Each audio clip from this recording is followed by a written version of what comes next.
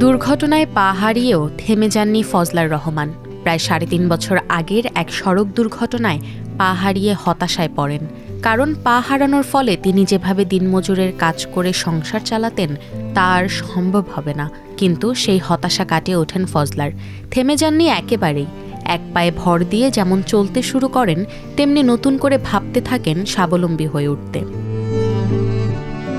সেই দুর্ঘটনায় তার ডান পা হারালেও মনোবলের ওপর ভর দিয়ে আবারও উঠে দাঁড়ানোর স্বপ্ন দেখেন। সফলও হলেন একসময়। এখন তিনি প্রতিদিন ভোরে মেয়েকে সঙ্গে নিয়ে ভ্যানে করে আড়তে যান।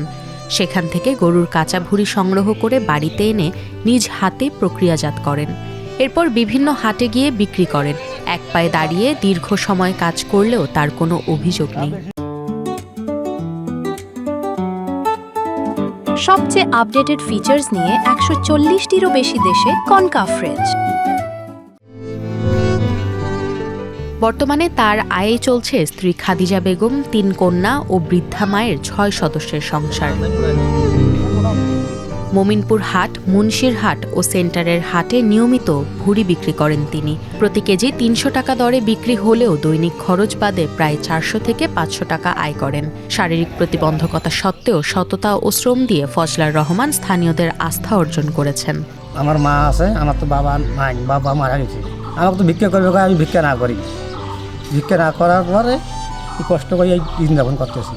পরিবারের সদস্যদের কথা ভেবেই তিনি এই ব্যবসা শুরু করেছিলেন। তাদের আস্থাও তার সঙ্গী এখন। আমি ৩ মেয়ে নিয়ে কষ্ট করি, সংসার করে চলাফেরা করি। কিন্তু আমি সরকার থেকে যদি আমার কোনো কিছু সাহায্য করতো তাহলে আমার খুব ভালো হইতো।